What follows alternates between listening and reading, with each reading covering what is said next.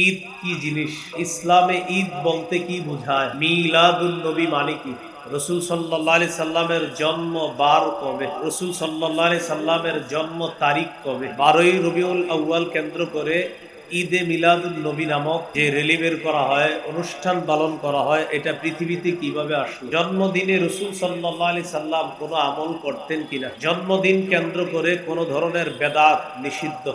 কেউ যদি প্রশ্ন করে 12ই রবিউল আউয়ালে যে জশ্নে জুলুস ইত্যাদি করা হয়, এগুলা তো নবী নিষেধ করেন নাই, এটার কি জবাব? কেউ যদি বলে বেদাত অর্থ যদি হয় নতুন আবিষ্কার, তাহলে মাইক, লাইট, ফ্যান এগুলাও তো নতুন আবিষ্কার, এটার কি জবাব? কেউ যদি বলে সব বুঝলাম, তাহলে আমার আব্বা গত 14 বছর যা করছে সব কি ভুল, এটার কি জবাব? সর্বশেষ বেদাতের পরিবর্তে আমাদের কি করণীয়, সংক্ষেপে এই 12টি কথা বললাম। যারা 12ই রবিউল আউয়াল কেন্দ্র করে বিভিন্ন অনুষ্ঠানে যোগ দেন তারাও শোনেন, যারা অনুষ্ঠানে যোগ দেন না মেহেরবানি করে তারাও শুনবেন। এই নিয়ত কেউ করবেন না। আপনি আপনারটা বলেন, আপনারটা সঠিক হোক আর ভুল হোক, আপনারটা মানবো না, আমি যা করছি আগে এটাই করবো, এরকম নিয়ত না করে এই নিয়ত করা যে আমার অতীতের করা যদি ভুল হয়, এই ভুল থেকে আমি ফিরে আসব, আর আমি যদি সঠিক করে থাকি তাহলে এই সঠিক কাজ ভবিষ্যতেও আমি চালু রাখবো ইনশাআল্লাহ। প্রথম কথা, ঈদ বলতে কি বোঝায়? ঈদ অর্থ হলো খুশি, আনন্দ।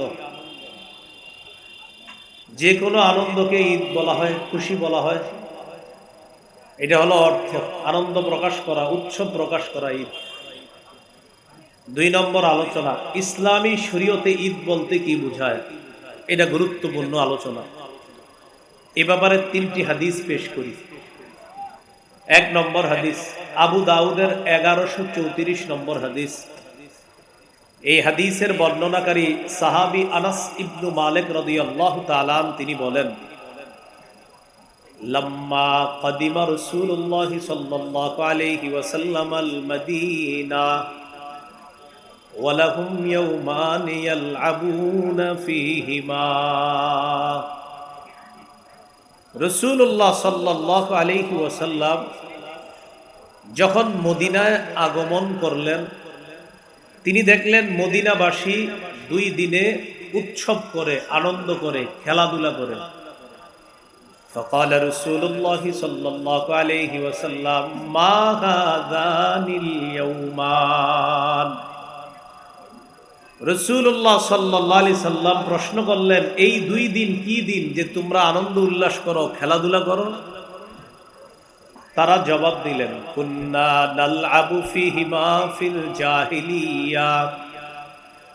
আমরা জাহিলি যুগে এই 2 দিনে খেলাধুলা করতাম, আনন্দ উল্লাস করতাম, তাই এখনো করি। রাসূলুল্লাহ সাল্লাল্লাহু আলাইহি সাল্লাম বললেন, জাহিলি যুগের এই 2 দিনে যে তোমরা খেলাধুলা করতা, আনন্দ করতা, এগুলা আর করবা না। তাহলে কি করবা? ইন্নাল্লাহা ক্বাদ আবদালাকুম বিহিমা খায়রাম মিনহুমা ইয়াউমাল আযহা ওয়া ইয়াউমাল ফিতরি। আল্লাহ তাআলা তোমাদেরকে এই 2 দিনের পরিবর্তে ঈদুল আজহা এবং ঈদুল ফিতর নামে অতি উত্তম আরো 2টি দিন আল্লাহ তোমাদেরকে দান করছেন। তাহলে আগের 2 দিন ভুলে যাও, নতুন করে তোমরা ইসলামী শরীয়তের মধ্যে উৎসব করবা, আনন্দ করবা 2 দিন। একটা হলো ঈদুল আজহা আর একটা ঈদুল ফিতর। রমজান শেষ হওয়ার পর ঈদুল ফিতর, আর জিলহজের 10 তারিখে ঈদুল আজহা।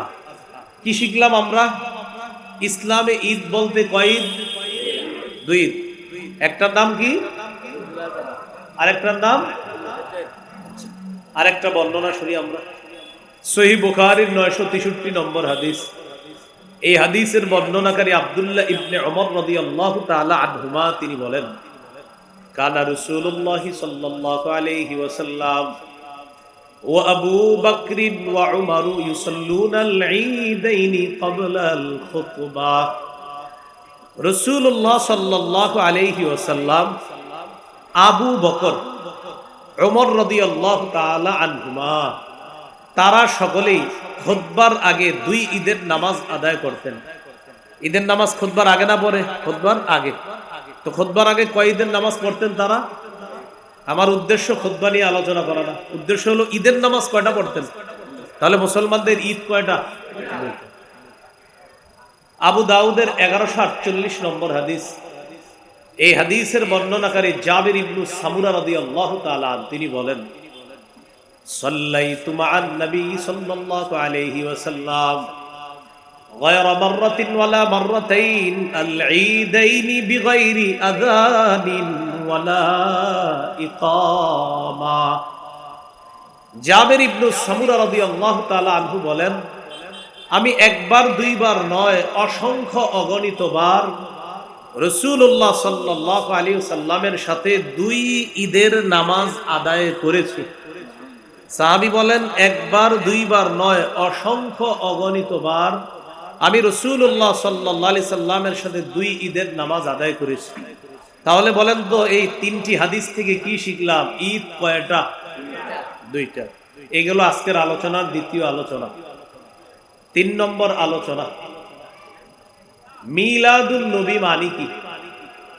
মিলাদ শব্দের অর্থ জন্ম, আন নবী দ্বারা এখানে উদ্দেশ্য মুহাম্মদ সাল্লাল্লাহু আলাইহি ওয়াসাল্লাম। তাহলে মিলাদুন নবী অর্থ হয় মুহাম্মদ সাল্লাল্লাহু আলাইহি সাল্লামের জন্ম। এটা পৃথিবীর কোনো মুসলমান অস্বীকার করে না। নবীজির জন্ম অস্বীকার করলে তো ঈমানই থাকবে না। তাহলে মুহাম্মদ সাল্লাল্লাহু আলাইহি সাল্লামের জন্ম কেউ অস্বীকার করে না। এটার নাম কি বলেন তো? মিলাদুন নবী। এখন আপনাদের অনেকে আবার বলবে প্রশ্ন করে, যে ভাই তুমি কি মিলাদ মানো? আপনি উত্তরে বলবেন, জি আমি নবীর জন্ম মানি। কি বলবেন উত্তরটা? বলেন বলেন, মিলাদ মানো? উত্তরে কি বলবেন? আমি নবীর। কারণ সে আপনারে ধোঁকা দিতে চাইবে এইভাবে, ওই যে ঘরে বিভিন্ন অনুষ্ঠান করে না আর নাম দেয় মিলাদ, তো আপনারে বলবে মিলাদ মানো, সে বুঝায় কিন্তু ওই মিলাদ। ওই যে ঘরে করে আপনার উদ্বোধন হবে, ঘরে বাপ মরে গেছে, অমুকে মরে গেছে, হুজুর আসেন একটু মিলাদ করেন, এইটা না। মিলাদ অর্থ মুহাম্মদ সাল্লাল্লাহু আলাইহি সাল্লামের জন্ম। আপনারা যদি বলে মিলাদ মানেন, বলবেন মুহাম্মদ সাল্লাল্লাহু আলাইহি সাল্লামের জন্ম মানি। কি বলবেন? মুহাম্মদ সাল্লাল্লাহু আলাইহি সাল্লামের জন্ম মানি। না ধোঁকাবাজ আপনাকে ধোঁকা দিবে। এ হলো 3 নম্বর কথা। তাহলে বলেন মিলাদুন নবী অর্থ কি? মুহাম্মদ সাল্লাল্লাহু আলাইহি সাল্লামের জন্ম। আমি আপনাদেরকে প্রশ্ন করি, মিলাদ মানেন? সুন্দর উত্তর দেন, নবীর জন্ম। আচ্ছা মিলাদ মানেন? হ্যাঁ, আপনারা উত্তরটা এইভাবে দিতে পারেন, বলবেন মিলাদ অর্থ যদি নবীর জন্ম হয় অবশ্যই মুসলমান নবীর জন্ম মানে। আর তুমি যদি অন্য কিছু বুঝাও সেটা মানি না। নবীর জন্ম অবশ্যই মানি, আমরা সবাই মানি। এই গেল তৃতীয় কথা। চতুর্থ কথা, জন্ম বার কবে নবীজির? নবীজি কি বারে জন্ম নিছেন? মুসনাদে আহমদ হাদিসের কিতাব 4 নম্বর খণ্ড 172 নম্বর পৃষ্ঠা। এই হাদিসের মধ্যে আছে, ওলিদা রাসূলুল্লাহ সাল্লাল্লাহু আলাইহি ওয়াসাল্লাম ইয়াউমাল ইসনাইন। রাসূলুল্লাহ সাল্লাল্লাহু আলাইহি সাল্লাম সোমবারে জন্মগ্রহণ করেছেন। কিবারে জন্মগ্রহণ করেছেন? সোমবারে।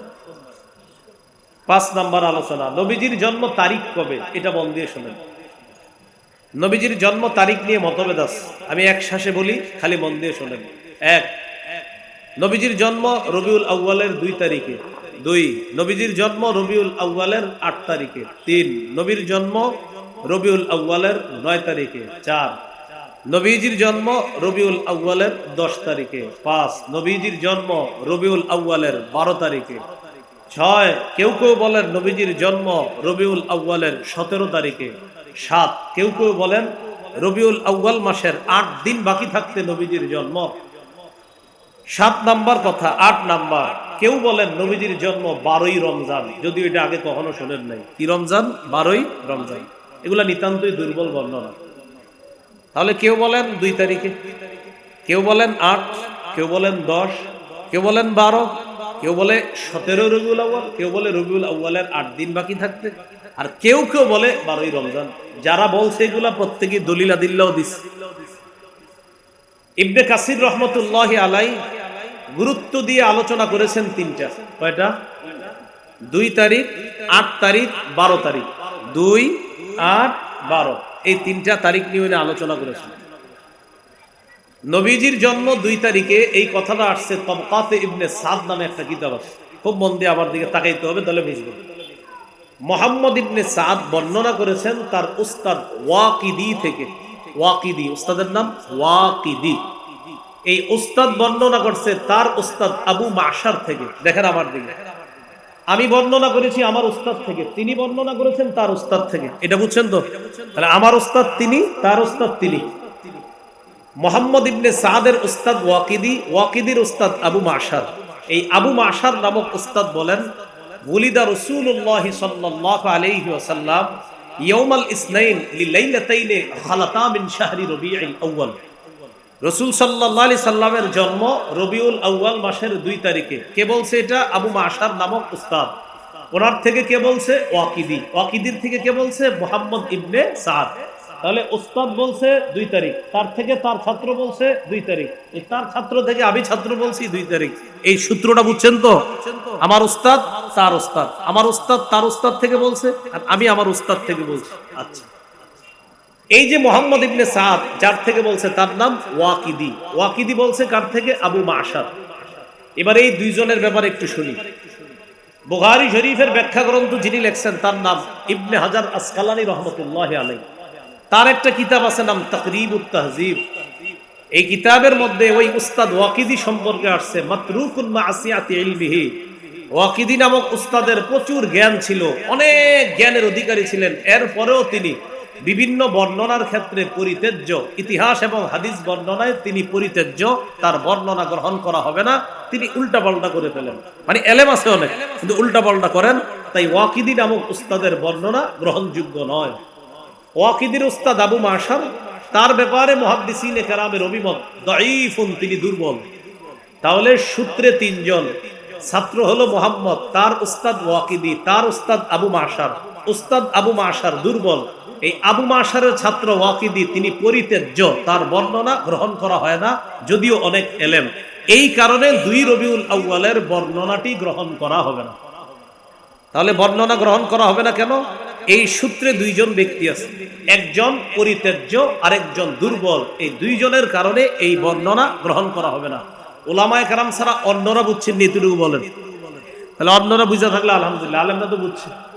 তাহলে একজন পরিত্যাজ্য, তার বর্ণনা গ্রহণ করা যায় না, আরেকজন দুর্বল। এই জন্য 2 রবিউল আউয়াল বাদ হয়ে গেল, রয়ে গেল 8, 12। 8ই রবিউল আউয়ালের ব্যাপারে একটু শুনেন। হস্তি বাহিনী মক্কায় হামলা চালাইছে, কাবা ধ্বংস করার জন্য আসছে হাতি বাহিনী। এরকম একটা ঘটনা ছোটবেলা থেকে শুনছেন না? আলাম তারা কাইফা ফাআলা রাব্বুকা বিআসহাবিল ফিল। এই হস্তি বাহিনী কাবা ধ্বংস করার জন্য আসছিল মক্কায়। শুধু এতটুকু মনে রাখেন, সারা পৃথিবীর ঐতিহাসিকগণ এই ব্যাপারে একমত, যেই বছর কাবার উপরে হস্তি বাহিনী হামলা চালায় সে বছরই আল্লাহ রাসূলের জন্ম। এই ব্যাপারে সবাই একমত। তাহলে দেখি আপনাদের কাছে আমি জিজ্ঞাসা করি, বলেন তো, হস্তি বাহিনী যে বছর কাবায় হামলা চালায় ওই বছর নবীর জন্ম নিয়ে মতভেদ আছে না সবাই একমত? তাহলে বছরটায় আমরা শিওর হয়ে গেলাম, হস্তি বাহিনী যে বছর হামলা চালাইছে ওই বছরই আল্লাহ রাসূলের জন্ম। এখন কথা হলো, হস্তি বাহিনী হামলা চালানোর কয়দিন পর নবীর জন্ম হয়েছে? বলেন সবাই আমার সাথে, হস্তি বাহিনী বলেন কাবায় হামলা চালানোর 50 দিন পর রাসূলুল্লাহ সাল্লাল্লাহু আলাইহি সাল্লামের জন্ম হয়। তাহলে এক অংশ আমি, বাকি অংশ আপনারা বলেন। বলেন তো, নবীর জন্ম কোন বছরে? বলেন হস্তি বাহিনীর বছর। কোন বছর? আচ্ছা, জন্মটা হইছে হস্তি বাহিনী কাবায় হামলা চালানোর কয়দিন পর? এবার আমরা 50 দিনের হিসাবটা বাইর করে দেখি, তাহলে তারিখটা বের হয়ে যাবে। হস্তি বাহিনী কাবায় হামলা চালাইছে মুহররম মাসের 13 দিন বাকি থাকতে। তাহলে মুহররমের 13 দিন পাওয়া গেলাম। মুহররমের পরে কোন মাস? সফর। সফরের 30 দিন, মুহররমের 13 দিন। 30 আর 13 কত হয়? 43। সফরের পরের মাস রবিউল আউয়াল। রবিউল আউয়ালের 7 দিন বাকি থাকলে, 7 দিন যাওয়ার পর যে সূর্যটা উঠবে, সূর্য ওঠার পরেই কিন্তু 8ই রবিউল আউয়াল। আরবি হিসাবগুলো গণনা কিভাবে হয়? যেমন আজকে সূর্য ডুবার পরেই কিন্তু আগামীকালের হিসাবটা শুরু হয়ে গেছে। তাহলে রবিউল আউয়াল মাসের 7 দিন যাওয়ার পরেই সূর্য ডুবে গেছে, তখনই হয়ে গেছে কত রবিউল আউয়াল? 8ই রবিউল আউয়াল। তাহলে আপনার এখন আসেন 7 দিন আর আগের 43 দিন, 43 আর সাথে কত হয়? 50। তাহলে 50 দিন পরে যদি নবীর জন্ম হয় তাহলে 8ই রবিউল আউয়াল। কত রবিউল আউয়াল? 8ই। আবার বলছি, হস্তি বাহিনী কাবায় হামলা চালাইছে যে বছর, ওই বছর নবীর জন্ম। এই ব্যাপারে সবাই একমত। বলেন তো হামলার কতদিন পর নবীর জন্ম? হামলা করেছে মুহররমের কয়দিন বাকি থাকতে? 13 দিন। মুহররমের 13, সফরের 30, 43, রবিউল আউয়ালের 7 দিন গিয়ে 8ম তারিখ শুরু, 7 আর 43 হয় 50। তাহলে আল্লাহ রসুলের জন্ম 8ই রবিউল আউয়াল। এবং 8 তারিখের ব্যাপারে বিদগ্ধ উলামায়ে কেরাম একমত যে নবীজির জন্ম 8 তারিখে হওয়াটাই বিশুদ্ধ। কয় তারিখে হওয়া বিশুদ্ধ? কেউ কেউ বলেন গাণিতিক হিসাবে রাসূল সাল্লাল্লাহু আলাইহি সাল্লামের জন্ম 9 তারিখ হওয়া বিশুদ্ধ। কয় তারিখ? 9 তারিখ। তাহলে এতটুকু মনে রাখবেন, 8 অথবা 9, এই 2 তারিখের 1 তারিখে আল্লাহ রসুলের জন্ম হওয়া, এই কথাটা হলো বিশুদ্ধ। বলেন এই কথাটা কি? এবার বলেন 12ই রবিউল আউয়াল, বলেন নবীজির জন্ম, এই কথাটি প্রসিদ্ধ হলেও বিশুদ্ধ নয়। কি বললাম? দুইটা বাংলা মনে রাখবেন, একটা বিশুদ্ধ আর একটা প্রসিদ্ধ। 8 অথবা 9 বিশুদ্ধ, 12ই রবিউল আউয়াল প্রসিদ্ধ হলেও বিশুদ্ধ নয়। যেমন কোরআনের আয়াত সংখ্যা 6666, এ কথাটি প্রসিদ্ধ। 6236 এটি হলো বিশুদ্ধ। কি বললাম? 6236 কোরআনের আয়াত সংখ্যা, এটি হলো বিশুদ্ধ। আর 6666 এ কথাটি প্রসিদ্ধ। আল্লাহ আমাদেরকে প্রসিদ্ধ আর বিশুদ্ধর পার্থক্য বুঝে সঠিকটা আমল করার তৌফিক দান করুন, আমিন। তাহলে 12ই রবিউল আউয়াল প্রসিদ্ধ, কিন্তু বিশুদ্ধ না। 12ই রবিউল আউয়াল যে বিশুদ্ধ না, বর্ণনাটা একটু শুনি আমরা। 12ই রবিউল আউয়ালের বর্ণনাটা শোনাই আপনাদেরকে আমি। দেখেন, আন সাঈদ ইবনে মিনা আন আফফান ইবনে মুসলিমিন আন জাবির ইবনে আব্দুল্লাহ ওয়া আব্দুল্লাহ ইবনে আব্বাস রাদিয়াল্লাহু তাআলা আনহুমা ওলিদা রাসূলুল্লাহ সাল্লাল্লাহু আলাইহি ওয়াসাল্লাম ইয়াউমাল ইসনাইনি আস-সানি আশারা মিন শাহরি রবিউল আউয়াল। সাঈদ ইবনে মিনা তার উস্তাদ আফফান ইবনে মুসলিম থেকে বর্ণনা করেন, তিনি জাবের এবং আব্দুল্লাহ ইবনে আব্বাস রাদিয়াল্লাহু তাআলা আনহুমা থেকে বর্ণনা করেন, আল্লাহ রাসূল সাল্লাল্লাহু আলাইহি সাল্লামের জন্ম 12ই রবিউল আউয়াল। কত রবিউল আউয়াল? এবার কথা হলো, এই বর্ণনা বিশুদ্ধ নয় কেন? সূত্রটা দেখেন, আমি দেখেন বলি। সাঈদ আফফান, সাঈদ আফফান, সাঈদ বর্ণনা করছে তার উস্তাদ আফফান থেকে। বা সাহাবীদের ব্যাপারে কথা নাই, তারা তো এমনি গ্রহণযোগ্য। তাহলে সাঈদ বর্ণনা করছে আফফান থেকে। মজার ব্যাপার, সাঈদ যিনি ছাত্র, তিনিও একজন বিশুদ্ধ বর্ণনাকারী, আবার আফফানও বিশুদ্ধ বর্ণনাকারী। আপনাদের মাথায় এখন আসবে, হুজুর দুজন বিশুদ্ধ হলে বর্ণনা কেন বিশুদ্ধ হবে না? আজীব এক প্রশ্ন। আপনাদেরকে এইভাবে বুঝাবে যে সাঈদও বিশুদ্ধ, আফফানও বিশুদ্ধ, উস্তাদও বিশুদ্ধ, ছাত্রও বিশুদ্ধ। তাহলে উস্তাদ ছাত্র দুজন বিশুদ্ধ হলেও তাদের বর্ণনাটি কেন বিশুদ্ধ হবে না? দেখি আপনাদের মেধা পরীক্ষা করি, আমি বললেই বুঝে ফেলবেন। দেখেন, ছাত্র সাঈদ, এই সাঈদ ইবনে মিনা, এই ছাত্রের জন্ম হইল 136 হিজরিতে। ছাত্রের জন্ম কত হিজরিতে? আর উস্তাদ আফফান ইবনে মুসলিম, তার মৃত্যু হলো 110 হিজরিতে। আলেম ছাড়া অন্যরা মন দিয়ে শোনেন, আবার বলছি, ছাত্রের জন্ম 136 হিজরিতে, উস্তাদের মৃত্যু 110 হিজরিতে। উস্তাদ 110 হিজরিতে মারা গেছে, ছাত্রের জন্ম 136 হিজরিতে। কি বুঝছেন? হ্যাঁ, মাশাআল্লাহ, ছাত্র উস্তাদই না। আবার মাশাআল্লাহ, 110 হিজরিতে বিশুদ্ধ বর্ণনাকারী আফফান, তার মৃত্যু। আর বিশুদ্ধ বর্ণনাকারী সাঈদ ইবনে মিনা, তার জন্ম 136। কি বোঝা যায়? আসলে তারা ছাত্র উস্তাদ না। তার মানে মাঝখানে একটা বিচ্ছিন্নতা আছে। বলেন, মাঝখানে কি আছে? এই বিচ্ছিন্নতার আরবি হলো ইনকিতা। আর ইনকিতা যে সনদে থাকে এটাকে বলা হয় মুনকাতি। আর মুনকাতি সনদ গ্রহণযোগ্য না। এজন্য 12ই রবিউল আউয়াল এই কথাটি প্রসিদ্ধ হলেও বিশুদ্ধ নয়। কেন? ওই যে উস্তাদ আর ছাত্রের মাঝখানে বিচ্ছিন্নতা আছে। বুঝে থাকলে বলেন তো, তারা কি আসলে উস্তাদ ছাত্র, না একজন আরেকজনকে দেখেই নাই? এজন্য ধোঁকাবাজির সুযোগ নাই, দুজন বিশুদ্ধ, সন্দেহ নাই। তাহলে কোন জায়গাটায়? ওই মাঝখানে গিয়ে ধরা খাবে যে আচ্ছা বুঝলাম বিশুদ্ধ, উস্তাদের মৃত্যু কবে আর ছাত্রের জন্ম কবে এটা একটু বলেন। তখন যখন ইতিহাস তালাশ করবেন, দেখবেন উস্তাদ আর ছাত্র তাদের সাক্ষাৎই হয়নি। তাহলে 12ই রবিউল আউয়াল কথাটি প্রসিদ্ধ হলেও কি নয়? বিশুদ্ধ নয়। আচ্ছা, এবার আমি একটা আপনাদেরকে বুদ্ধি শিখিয়ে দিই, ঝগড়া থেকে বাঁচবেন কিভাবে। যেমন কেউ বলবে 8, কেউ বলবে 9, কেউ বলবে 10, কেউ বলবে 12। আপনাদেরকে যখন কেউ বলবে নবীজির জন্ম কবে, আপনারা আমার মতো বুদ্ধি করে একটা উত্তর দিবেন। কেউ যদি জিজ্ঞাসা করে, মনে করেন আমারে জিজ্ঞাসা করলেন নবীজির জন্ম কবে, সবাই একটু জিজ্ঞাসা করেন নবীজির জন্ম কবে, জিজ্ঞাসা করেন। এবার আমি উত্তরটা দিই, দেখেন 8 থেকে 12 রবিউল আউয়ালের মাঝে যে কোনো একদিন। হ্যাঁ, কি বললাম? রবিউল আউয়ালের মাঝে যে কোনো একদিন, বাস। আমারে আর কেউ ঝগড়া পাবে না। বলে আরে ভাই ঝগড়া করবো তো, একটু অন্য কিছু বলেন না, আমি তো বলেই দিচ্ছি। যদি কয় 8, আমি বলবো হ্যাঁ তাও ঠিক। যদি কয় 9, হ্যাঁ তাও ঠিক আছে। এটা হুজুর 10 তো আছে, হ্যাঁ 10 আছে, 12 তো আছে, হ্যাঁ 12 আছে। আমি তো এই জন্য বললাম 8 থেকে 12। রসুল সাল্লাল্লাহু আলাইহি সাল্লামের জন্ম 8 থেকে 12। বাকি এরপরে আমি বলে দিছি কিন্তু কোনগুলা উলামায়ে কেরামের নিকট বিশুদ্ধ, কোনগুলা প্রসিদ্ধ। আল্লাহ আমাদের সকলকে বুঝে শুনে বাড়াবাড়ি ছাড়াছাড়ি থেকে বাঁচার তৌফিক দান করেন, আমিন। আচ্ছা বলেন তো নবীজির জন্ম কবে? মাশাআল্লাহ, এইগুলো নবীজি সাল্লাল্লাহু আলাইহি সাল্লামের জন্ম তারিখ।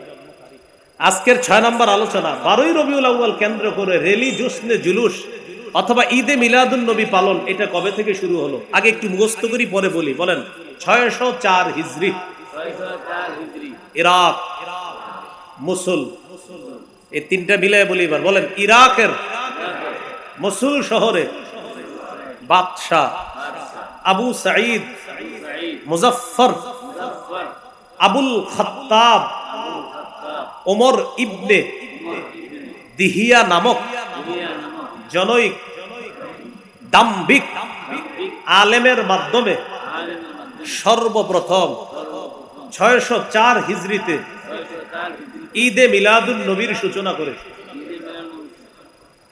আমি একবারও কিন্তু আপনাদেরকে বলি নাই পালন করবেন না ছাড়বেন, শুধু একটু বললাম নবী দুনিয়া থেকে বিদায় নেওয়ার 604 বছর পরে এটা শুরু হয়েছে।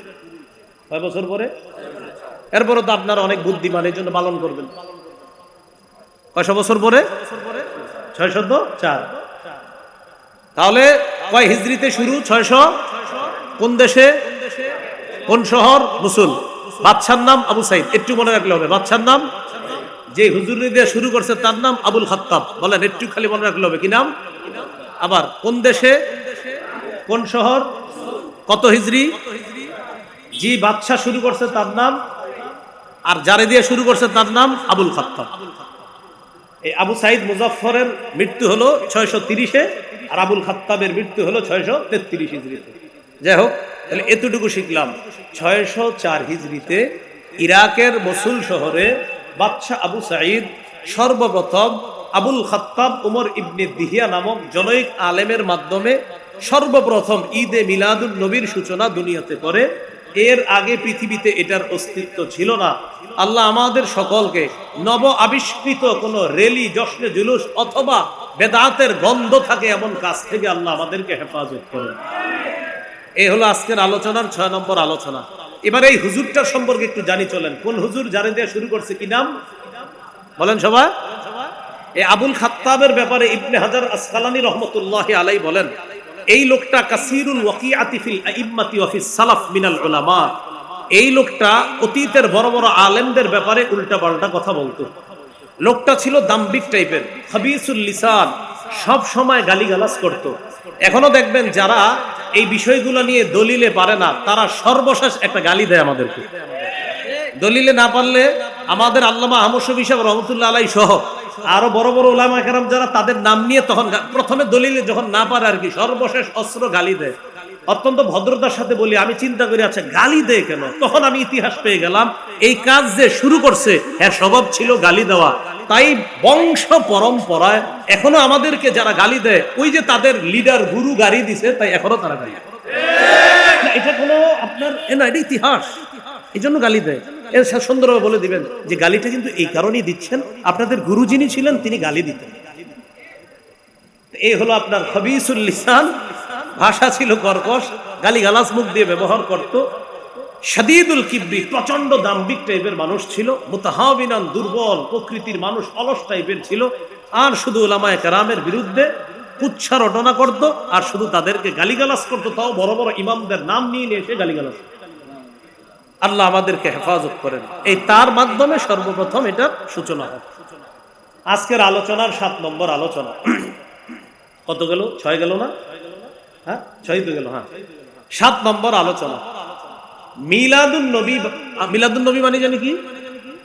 জন্ম। হয় ভাই, মিলাদ বুঝেন কি জানি অর্থ? জন্ম। মিলাদ মানেন? বলেন নবীজির জন্ম এই অর্থে মানি। বলেন মিলাদ মানেন? পুরাটা বলেন সবাই, মিলাদ মানেন? আবার মিলাদ মানেন? হ্যাঁ, এই অর্থে মানি। রাসূলুল্লাহ সাল্লাল্লাহু আলাইহি ওয়াসাল্লাম যে আমল করতেন, আপনারা সবাই এই আমল করার চেষ্টা করবেন ইনশাআল্লাহ। তাহলে আজকে থেকে আমরা নবীজির জন্মে ওই আমল করার চেষ্টা করব যে আমল রাসূল সাল্লাল্লাহু আলাইহি ওয়াসাল্লাম করতেন। সহিহ মুসলিম 1162 নম্বর হাদিস।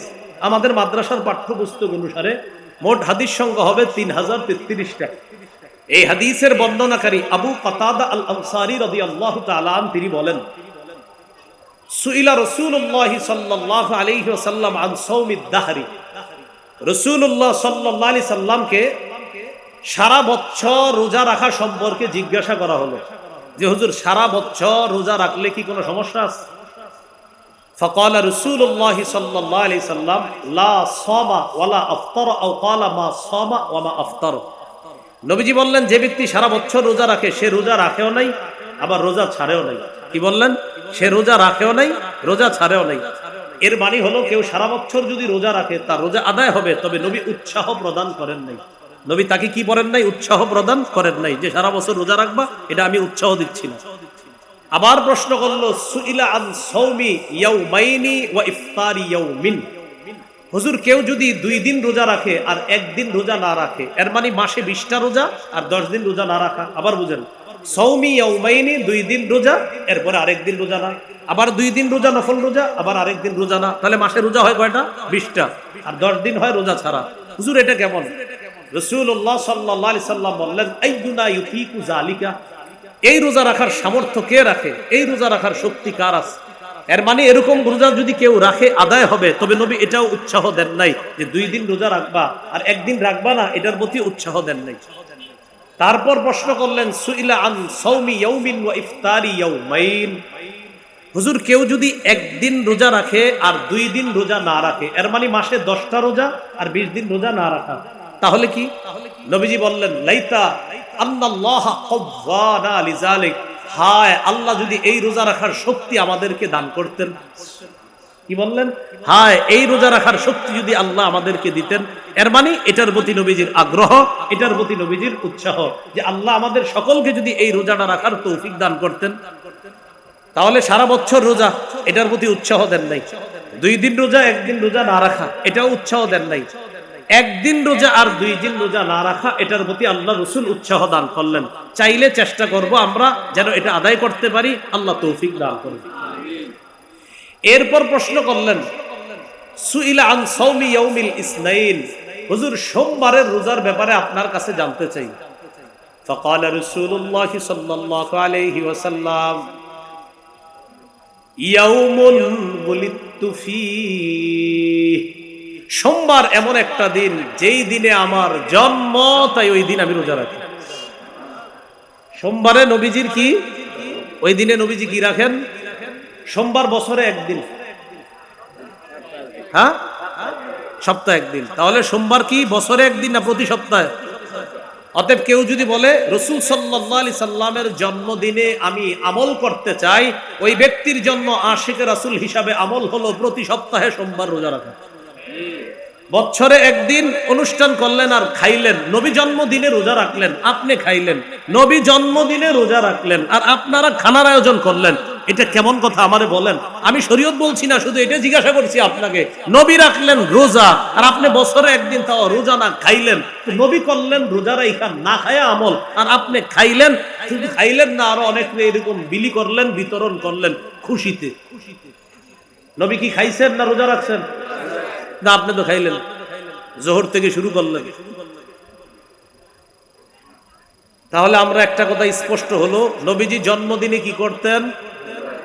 বছরে 1 দিন না প্রতি সপ্তাহে? কি বারে? এই আমল রাসূল সাল্লাল্লাহু আলাইহি সাল্লাম জন্মদিনে করতেন। যদি কেউ চেষ্টা করেন এটা আপনি করতে পারেন। আল্লাহ আমাদেরকে প্রকৃত আশিক রাসূল হওয়ার তৌফিক দান করেন, আমিন।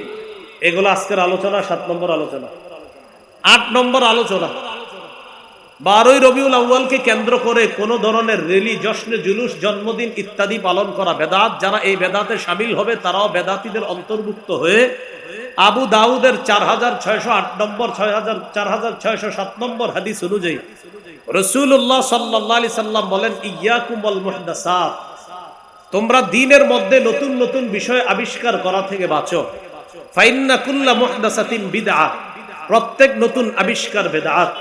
ওয়া কুল্লা বিদআতিন দালালাহ, প্রত্যেক বিদআত হলো পথভ্রষ্টতা। ওয়া কুল্লা দালালাতিন ফিন্নার, প্রত্যেক পথভ্রষ্টের ঠিকানা হলো জাহান্নাম। বলি নাউযুবিল্লাহ। আল্লাহ আমাদের সকলকে বেদাত থেকে বাঁচার তৌফিক দান করেন। এবার বেদাত কাকে বলে? সহিহ বুখারীর বর্ণনা 2697 নম্বর হাদিস, 2697 নম্বর হাদিস। এই হাদিসের বর্ণনাকারী উম্মুল মুমিনিন আয়েশা সিদ্দিকা রাদিয়াল্লাহু তাআলা আনহা তিনি বলেন, ক্বালা রাসূলুল্লাহ সাল্লাল্লাহু আলাইহি ওয়াসাল্লাম, মান আহদাসা ফি আমরিনা হাদা মা লাইসা ফিহি ফাহুয়া রাদ্দুন। রাসূলুল্লাহ সাল্লাল্লাহু আলাইহি সাল্লাম বলেন, যে ব্যক্তি আমাদের শরীয়তের মধ্যে ইবাদতের নামে সওয়াবের আশায় নতুন কিছু আবিষ্কার করে, এটা বেদাত। এই বেদাত সদা সর্বদা পরিত্যাজ্য। তাহলে ইসলামের মধ্যে সওয়াবের আশায় ইবাদতের নামে নতুন কিছু আবিষ্কার করা বেদাত। এই বেদাত পরিত্যাজ্য।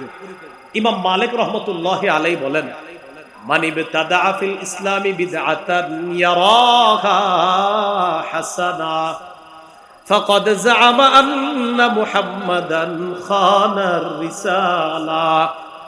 যে ব্যক্তি ইসলামের মধ্যে নতুন কোন বেদাত চালু করে আর যদি এটাকে সে উত্তম মনে করে, যেমন এই এলাকার মসজিদের ইমাম খতিবরা বেদাতের ব্যাপারে বুঝানোর পর এলাকার কিছু মুসল্লি খতিব সাহেবকে আসরের পরে গিয়ে চুপি চুপি বলে, হুজুর আপনি যেই বিষয়গুলো বেদাত বলেন আমি কিন্তু বুঝি। এটা বইলা হুজুরে বলে কি, হুজুর আপনি ওই কাজটারে বেদাত বলেন তাই না? তো হুজুর কয়, হ্যাঁ হুজুর, এটা করলে তো আমার দিলের ভিতরে একটা হিট আসে। বেদাত করলে ওনার দিলে হিট আসে, আর কি আসে? চোখে পানি আসে, মনের ভিতরে একটা আবেগ কাজ করে। আপনি যদি বেদাত করার পরে বলেন যে আমার চোখে পানি আসে, তাই বেদাত জায়েজ।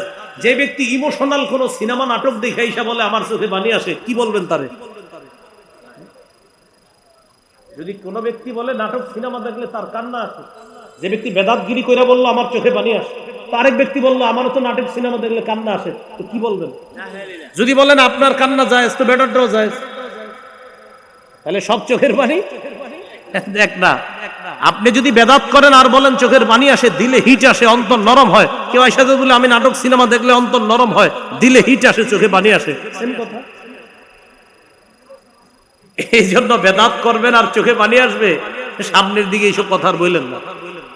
ইমাম মালিক বলেন, বেদাতগিরি করে আর এটাকে উত্তম মনে করে সে কেমন যেন এই কথা বলতে চায়, মুহাম্মদ সাল্লাল্লাহু আলাইহি সাল্লাম তার দায়িত্ব পালনে ত্রুটি করে গেছে, সে আসছে নতুন করে এটাকে পূর্ণ করতে। আল্লাহ আমাদেরকে হেফাজত করেন। নবীজি কি পূর্ণাঙ্গ দিন রেখে গেছে না অপূর্ণাঙ্গ?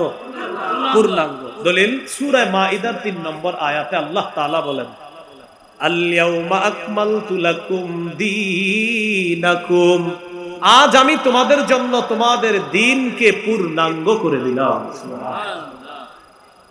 বেদাতের কিছু ভয়াবহতা শুনি, আমার সাথে একটু সবাই বললে মনে থাকবে। বলেন, বেদাতি ব্যক্তি, বেদাত নামক কর্মকাণ্ড থেকে ফিরে আসার আগ পর্যন্ত, ছেড়ে দেওয়ার আগ পর্যন্ত আল্লাহ তাআলা বেদাতির তাওবা কবুল করবেন না।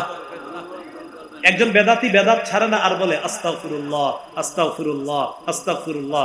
নবীজি সাল্লাল্লাহু আলাইহি সাল্লাম বলেন, তওবা কবুল হবে না, তওবা কবুল হবে না, তওবা কবুল হবে না। কেন? তুমি তো বেদাত ছাড়ো নাই। দলিল সুনানে দারিমি হাদিসের কিতাব 54 নম্বর হাদিস, قال رسول الله صلى الله عليه وسلم ইন্নাল্লাহা হাজাবাত তাওবাতা আন কুল্লি সাহিবি বিদআতিন হাত্তা ইয়াদা বিদআতা। রাসূলুল্লাহ সাল্লাল্লাহু আলাইহি সাল্লাম বলেন, আল্লাহ তাআলা প্রত্যেক ওই ব্যক্তির তওবা কবুল করেন না, প্রত্যেক ওই বেদাতির তওবা কবুল করেন না যতক্ষণ সে তার বেদাত নামক কর্মকাণ্ড না ছাড়বে, ততক্ষণ তার বেদাত নামক কর্মকাণ্ড থেকে আল্লাহ তাআলা তার তওবা কবুল করবেন না যতক্ষণ সে এই বেদাতটা না ছাড়বে। হাতে পায়ে ধরে বলি বাবারা, ভাইয়েরা, আল্লাহর হস্তে কারো প্ররোচনায় প্ররোচিত হয়ে বেদাতগিরি করেন না। অতীতে করেছেন, ছেড়ে দেন। আলেমদের কাছে যান, মাদ্রাসা যান, বর্মী বড় মাদ্রাসা আছে, দাওরা হাদিস, এখানে যান। ওলামায়ে হযরতদের কাছে গিয়ে জিজ্ঞাসা করেন, হুজুর অতীতে ভুল করলে ভুল, আল্লাহর হস্তে একটু বুঝায়া দেন, আমরা কোন কোন কাজগুলো অতীতে বেদাত করছি আমাদেরকে চিহ্নিত করেন, সামনে থেকে আর করব না ইনশাআল্লাহ। বেদাত করেন না, বেদাতের পরিণতি জাহান্নাম। আল্লাহ আমাদেরকে হেফাজত করেন, আমিন। তাহলে তওবা কবুল হবে না। সহিহ বুখারীর বর্ণনা 6583, 6584 নম্বর হাদিস। রাসূলুল্লাহ সাল্লাল্লাহু আলাইহি সাল্লাম বলেন, আনা ফারাতুকুম আলাল হাউজ, কিয়ামতের ময়দানে আমি তোমাদের আগে আগে হাউজে কাউসারের পারে চলে যাব তোমাদেরকে পানি পান করানোর জন্য। মান মাররা আলাইয়া শারিবা, রাসূলুল্লাহ সাল্লাল্লাহু আলাইহি সাল্লাম বলেন, আমার সামনে আমার যে উম্মত অতিক্রম করবে সেই কাউসারের পানি পান করবে। ওয়ামান শারিবা লাম ইয়াজমা আবাদা, আমার উম্মত যেই হাউজে কাউসারের পানি পান করবে সে আর কখনো পিপাসার্ত হবে না।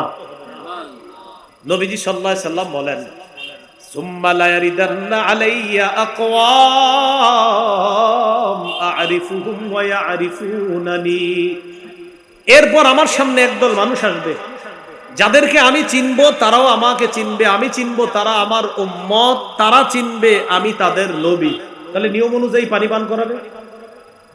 ঘটনা কি ঘটে গেছে দেখেন, সুম্মা ইউহালু বাইনি ওয়া বাইনাহুম, আমার মাঝে আর তাদের মাঝে প্রতিবন্ধকতা সৃষ্টি করে দেওয়া হবে। আমি আল্লাহ তাআলাকে বলবো, আকুলু ইয়া রাব্বি ইন্নাহুম মিন্নি, আমি বলবো আল্লাহ তারা তো আমার উম্মত, আমি পানি পান করাবো। ইউকালু ইন্নাকা লা তাদরি মা আহদাসু বা'দা, আল্লাহর পক্ষ থেকে জবাব দেওয়া হবে, হাবিব আপনি জানেন না, আপনি দুনিয়া থেকে চলে আসার পর তারা কত কত নতুন বেদাত আবিষ্কার করেছে, আপনি জানেন না, তাই আজকে আপনি তাদেরকে পানি পান করাতে পারবেন না। এই কথা শুইলা রাসূল সাল্লাল্লাহু আলাইহি সাল্লাম বলেন, সুহকান সুহকান লিমান গায়্যারা বা'দি, আমি তখন বলবো দূর হও আমার সামনে থেকে, দূর হও যারা আমার দ্বীনকে পরিবর্তন করে দিয়েছো। আমি পূর্ণাঙ্গ শরীয়ত রেখে আসলাম, আর এটার মধ্যে যারা পরিবর্তন ঘটিয়েছো, আমি তোমাদেরকে পানি পান করাইতে চেয়েছিলাম, আমি তোমাদের চেহারাটাও দেখতে চাই না, আমার সামনে থেকে সবাই দূর হও, তোমরা বেদাতগিরি করেছো, আমি তোমাদের চেহারাটাও দেখতে চাই না। যেই নবী কাউসারের পানি পান করাইতে চাইলেন তিনি আর দেখতে চান না তাদেরকে। এই জন্য প্রিয় ভাইয়েরা, বেদাত নামক কোনো কর্মকাণ্ডে যোগ দিয়েন না। রবিউল আউয়াল মাসে আসলে অনেক এলাকায় এই কাজগুলা বংশীয় পরম্পরায় করে কিছু বেদাত, ওই অতীতে করতো, এই জন্য আপনি করেন। আপনার হাতে ধরি পায়ে ধরি এই কাজ আপনি করবেন না। আমি মঞ্চ থেকে নামার পর যদি চুপে চুপে বলেন আপনার পায়ে ধরতে, আমি তাও রাজি আছি আপনার পায়ে ধরতে। আপনি অতীতের এই কাজ ভুল করেছেন, এটা আপনি ছেড়ে দেন। যদি বলেন মঞ্চে ধরতে, আসেন আমি মঞ্চে ধরবো। যদি বলেন এখানে লজ্জা পান, আমি বের হওয়ার পরে কোথাও আড়ালে গিয়ে বলবেন হুজুর আমার পায়ে ধরেন, তাহলে আমি বেদাত ছাড়বো, আমি আপনার পায়ে ধরবো, আপনি এটা ছাড়ুন। আল্লাহর কসম করে বলছি, এখানে আসলে এখানেই পায়ে ধরবো, আসেন না। আপনি তো জাহান্নামী কাজ করতেছেন, আল্লাহর রাস্তায় কাজ করেন না, বেদাতকে সমর্থন করেন না, বেদাতের মধ্যে নিজেরা জড়িয়ে যাবেন না। আল্লাহ আমাদেরকে হেফাজত করেন। আরেকটা ভয়াবহতা দেখেন, অনেক মানুষ আছে যারা এলাকায় নিজে বেদাত করে, আবার অন্য বেদাতিকে আশ্রয় দেয়। অন্য বেদাতিকে কি করে, আশেপাশের ইমাম খতিবদেরকে হুমকি দিয়ে দেয়, হুজুর ওনারে কিছু বলতে সাবধান। কেন? ওনারে আমি প্রোটেক্ট করি, আমি আশ্রয় দিছি ওনাকে, আপনারা কিছু করেন না, সাবধান। তো হুজুররাও দূর দূরান্ত থেকে এখানে আসছে, ওনারাও কিছু বলে না, ঠিক আছে ভাই। উনি এলাকার 2-3 কাঠা জায়গা হেরে দিয়ে দিছে যে আপনি এখানে একটা আস্তানা বানান, আর আপনি যত বেদাত আছে এখান থেকে সাপ্লাই দিবেন। এরকম একটা আস্তানা বানানোর জন্য জায়গাও দিয়ে দিছে। এবার বুখারীর হাদিস শুনুন, 3172 নম্বর হাদিস। ক্বালা রাসূলুল্লাহ সাল্লাল্লাহু আলাইহি ওয়াসাল্লাম, রাসূলুল্লাহ সাল্লাল্লাহু আলাইহি সাল্লাম বলেন, মান আহদাসা ফিহা হাদাসা আও আওয়া মুহদিসা ফালাইহি লানাতুল্লাহ ওয়াল মালাইকাতি ওয়ান নাসি আজমাইন। যে কোনো বেদাত করে অথবা কোনো বেদাতিকে আশ্রয় দেয়, যে নিজে বেদাত করে অথবা কোনো বেদাতিকে আশ্রয় দেয়, তার উপর আল্লাহর অভিশাপ, ফেরেশতাদের অভিশাপ, সারা দুনিয়ার সমস্ত মানুষের অভিশাপ। আরেকটা কথা শোনেন, এলাকার অনেকে মিলে হয়তো মাঝে মাঝে বেদাতি কোনো মাহফিল করেন, আর এখানে কোনো বেদাতিকে দাওয়াত দেন, আর লাখ লাখ জনগণ উপস্থিত হন। যারা দাওয়াত দিয়ে আনছেন তাদের উপর আল্লাহর অভিশাপ হবে, আর যে বেদাতিকে আশ্রয় দিয়েছেন তার উপর আল্লাহর অভিশাপ হবে। এজন্য ভবিষ্যতে বেদাতি কোনো আয়োজন করতে একটু বুঝে শুনে করবেন। আপনি কি জাহান্নামে যাইতে চান নাকি যাইতে চান না, তাই এটা মাথায় রেখে আয়োজনটা করবেন। আমি তো বললামই, এই আয়োজন আপনি এই কারণে করেন যে আমাদের বংশ পরম্পরায় করে আসছে তাই করতেছি না, এই কাজ আর করবেন না। তাহলে কি বললাম, এরকম মঞ্চে কোনো বেদাতিকে যদি বসায়া দেন আর আপনারা তাকে আশ্রয় প্রশ্রয় দিলেন, এটা ওই হাদিসের অন্তর্ভুক্ত হবে যে বেদাতিকে বেদাত সাপ্লাইয়ের সুযোগ কেন করে দিল। আবার কি বলে জানেন, মাইকে বৈশা বলার পরে বলে কি, নবী প্রেমে দলিল লাগে না। কি বলে, মানে বেদাত করবে আর বলবে এগুলোর দলিল লাগে না। তো এরকম অনেক আলেমদের নাম ধরে ধরে বলবে যে ওমকরা বলে, ওহাবিরা বলে দলিল লাগে। বলেন সবাই নবী প্রেমে কি দলিল, এরকম বলবে আর কি সামনে যারা আছে। তো সবাই বলে ঠিক, লাখ লাখ মানুষ বুঝলেও ঠিক না বুঝলেও ঠিক। এরাও কয় হ্যাঁ ঠিকই তো, নবী প্রেমে দলিল লাগে না, এরকম বলে। এবার হাদিসে দেখি নবী প্রেমে দলিল লাগে কিনা। সহিহ মুসলিমের বর্ণনা, ওই সমাজে অনেক মানুষ আছে, এদেরকে দাওয়াত দিতে গেলে কি বলবে দেখবেন, ভাই মসজিদে চলেন, জন জন, এরকম আপনি বারবার দাওয়াত দিলে বলে শেষমেশ যখন বলবেন ভাই আল্লাহকে ভালোবাসেন, নবীকে ভালোবাসেন, তো মসজিদে চলেন। এই মেয়ে আপনার থেকে নবীর প্রেম আমার মধ্যে কম আছে, আপনারা ডায়লগ দিবে নামাজ না পড়লেও নবীর প্রেম আছে। কি বলবে, নামাজ না পড়লেও নবীর প্রেম। অসংখ্য মানুষ পাবেন। এবার নবীজি কি বলে দেখেন। এক সাহাবী নবীজির খেদমত করছে, মাশাআল্লাহ আমাদের মাদ্রাসার ছাত্ররাও উস্তাদদের খেদমত করে। এরকম এক সাহাবী রাসূল সাল্লাল্লাহু আলাইহি সাল্লামের খেদমত করছে। খেদমত করার পর নবীজি তাকে বললেন, সাল, এই তুমি আমার কাছে কিছু চাও, যা চাইবা তাই দিব, চাও। সাহাবী বুদ্ধি করে বললেন, ইন্নী আসআলুকা মুরাফাকাতাকা ফিল জান্নাহ, হুজুর আমি জান্নাতে আপনার আশেপাশে থাকতে চাই, আপনার সাথী হতে চাই। সাহাবীকে নবীজি বললেন, আগারা জালিক, এছাড়া অন্য কিছু চাও না? কয় না, এটাই চাই, আমি জান্নাতে আপনার আশেপাশে থাকবো। চিন্তা করেন কি বুদ্ধি করে জবাব দিস। আমরা মনে কইতাম 10 তলাটা বাড়ি লাগবে, এরকমই তো, নাও কি কইতাম। নবীজি বললেন, আমার আশেপাশে যদি থাকতে চাও একটা আমল বাড়ায়া দিবা, এই আমলটা সবাই করবেন ইনশাআল্লাহ। নবীজি সাল্লাল্লাহু আলাইহি সাল্লাম বললেন, আইন্নি আলা নাফসিকা বিকাসরাতিস সুজুদ, আজকে থেকে বেশি বেশি নামাজ পড়বা, রুকু করবা, সিজদা করবা। যত বেশি নামাজ পড়বা, যত বেশি রুকু করবা, যত বেশি সিজদা করবা, জান্নাতে আমার তত কাছে থাকতে পারবে। সুবহানাল্লাহ। হে কয় নামাজ না পড়লে প্রেম আছে? নবীজি কয় নামাজ পড়লে প্রেম, হে কয় না পড়লে। তাহলে নামাজ ছেড়ে প্রেম না ধরে প্রেম? আল্লাহ তাআলা কোরআনে বলেন, উসজুদ ওয়াকতারিব, সেজদা দাও কাছে আসো, সেজদা দাও কাছে আসো, সেজদা দাও কাছে আসো। তাহলে আল্লাহর কাছাকাছি হওয়ার উপায়ও নামাজ, জান্নাতে নবীর কাছাকাছি থাকার উপায়ও নামাজ। এক অংশ আমি, বাকি অংশ আপনারা জোরে বলবেন, আল্লাহর কাছাকাছি হওয়ার সেরা উপায় নামাজ, জান্নাতে নবীর কাছাকাছি থাকার শ্রেষ্ঠ উপায় নামাজ। ধরে আল্লাহ প্রেম না ছেড়ে আল্লাহ প্রেম? নামাজ ছেড়ে নবী প্রেম না ধরে নবী প্রেম? আল্লাহ আমাদেরকে বুঝার তৌফিক দান করেন। তাহলে দলিল লাগেনি? কয় দলিল লাগে না, এগুলা বইলা টইলা আপনাদেরকে সামনে যারা আছে কয় ঠিক এরকম। আল্লাহ আমাদেরকে হেফাজত করেন। তাহলে গেল বেদাতের ভয়াবহতা, গেল বেদাত থেকে যেন আল্লাহ আমাদের সকলকে হেফাজত করেন। এগুলো আজকের আলোচনার 8 নম্বর আলোচনা। রবিউল আউয়াল মাস কেন্দ্র করে আমরা কোনো বেদাত করব না, বলেন ইনশাআল্লাহ। ইনশাআল্লাহ। 9 নম্বর, অনেক ভাইদেরকে বলতে শোনা যায় যে নবীজি তো নিষেধ করেন না এগুলা করতে। কি বলে, নবীজি তো নিষেধ করেন না এগুলা করতে। এটার জবাব কি? উত্তর, নবীজি নিষেধ করেন নাই, কিন্তু রাসূল সাল্লাল্লাহু আলাইহি সাল্লাম হাদিসে বেদাতের মূলনীতি বলে দিয়েছে। ওই মূলনীতির আলোকে আপনাদের কাজ বেদাত, তাই এটা বেদাত। নবীজি নিষেধ করেন নাই, কিন্তু নবীজি বেদাতের মূলনীতি বলছে। ওই যে বুখারীর 2697 নম্বর হাদিস, ইসলামের মধ্যে ইবাদতের নামে সওয়াবের আশায় নতুন কিছু করলে এটা বেদাত। আপনি জিজ্ঞাসা করবেন, তো আপনারা যা করেন কি সওয়াবের আশা করেন না? টেনশনে পড়ে যাবে। যদি বলে না, তাহলে করেন কেন?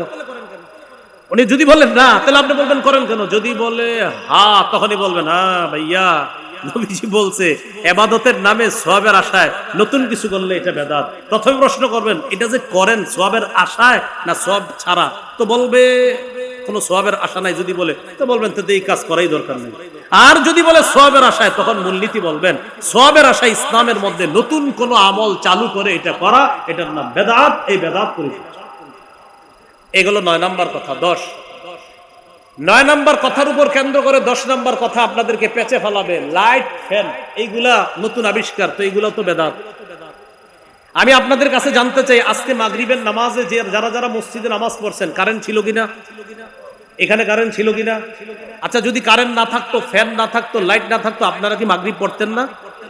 আগামী 100 বছর যদি বাংলাদেশে কারেন্ট, বিদ্যুৎ, গ্যাস কিচ্ছু না থাকে, আমরা কি নামাজ পড়বো না? বোঝা গেল, লাইট, ফ্যান, বিদ্যুৎ এগুলোর সম্পর্ক শরীয়তের না। হলে ভালো, না হলেও সমস্যা নাই, আমরা আল্লাহর হুকুম পালন করবো। এটা দিয়ে সেটার দলিল দেয়। তো এগুলোও তো নতুন, আমরাও বলবো হ্যাঁ এগুলা নতুন, কিন্তু এগুলা না থাকলে কিচ্ছু হবে না। কিন্তু তুমি যদি শরীয়তের মধ্যে নতুন বেদাত ঢুকাও, এটা আমরা পালন করব না। তাহলে বিষয়টা কি?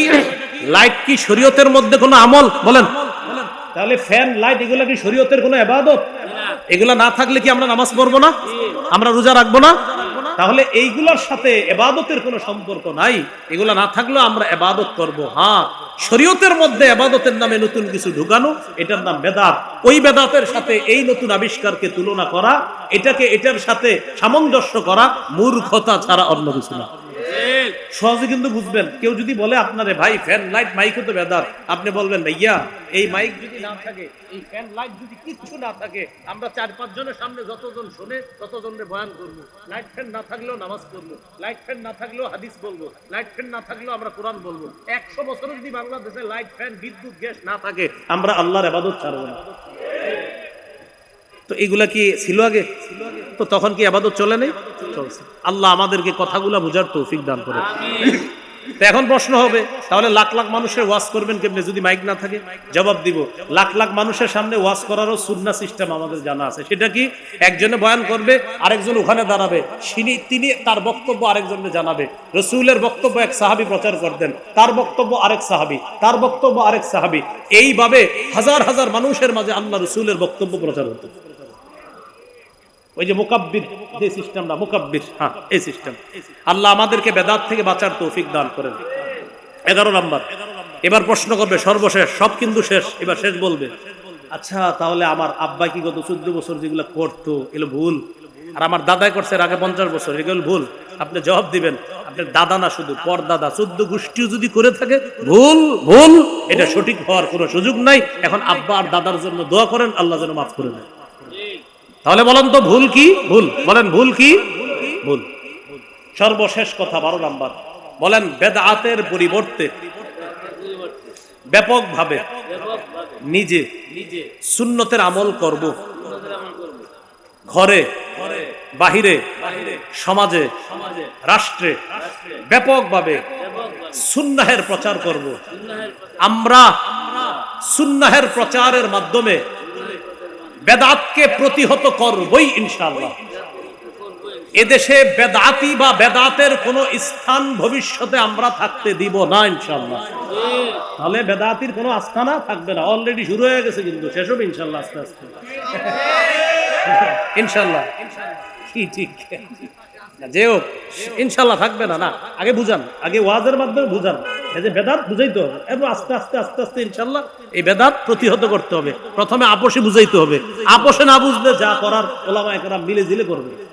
এই আল্লাহ আমাদেরকে সুন্দরভাবে ভদ্রতার সাথে বুঝিয়ে শুনিয়ে বেদাতীদেরকে বেদাতি কর্মকাণ্ড থেকে ফিরিয়ে এনে তাদেরকে সহজেন সবাই একসাথে জান্নাতে থাকতে পারি, আল্লাহ তৌফিক দান করুন। আমিন। সুন্নাহের প্রচার করলে কি লাভ? রাসূলুল্লাহ সাল্লাল্লাহু আলাইহি সাল্লামের একটি হাদিস শুনি, সহিহ বুখারীর বর্ণনা, 7280 নম্বর হাদিস। রাসূলুল্লাহ সাল্লাল্লাহু আলাইহি সাল্লাম বলেন, কুল্লু উম্মতি ইয়াদখুলুনাল জান্নাতা ইল্লা মান আবা। আমার উম্মতের সবাই জান্নাতে যাবে, শুধু যারা অস্বীকার করে তারা ছাড়া সবাই জান্নাতে যাবে। সাহাবীরা প্রশ্ন করলেন, তারা কারা হুজুর? যারা অস্বীকার করে। নবীজি বললেন, মান আতাআনি দাখালাল জান্নাহ, যারা আমার আনুগত্য করে তারা জান্নাতে যাবে। ওয়ামান আসানি ফাকাদ আবা, যারা আমার নাফরমানি করে, তারা অস্বীকার করে, তাদের ঠিকানা জাহান্নাম। সহিহ বুখারী 7281 নম্বর হাদিস।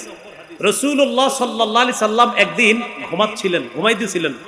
তো ঘুমন্ত অবস্থায় জাআত মালাইকাতুন, একদল ফেরেশতা রাসূলের কাছে আসছে। আবার বলছি, আমি নবী ঘুমাইতেছে, একদল ফেরেশতা নবীজির কাছে আসছে। আসার পর ফেরেশতারা নবীর চারপাশে দাঁড়ায় গেছে।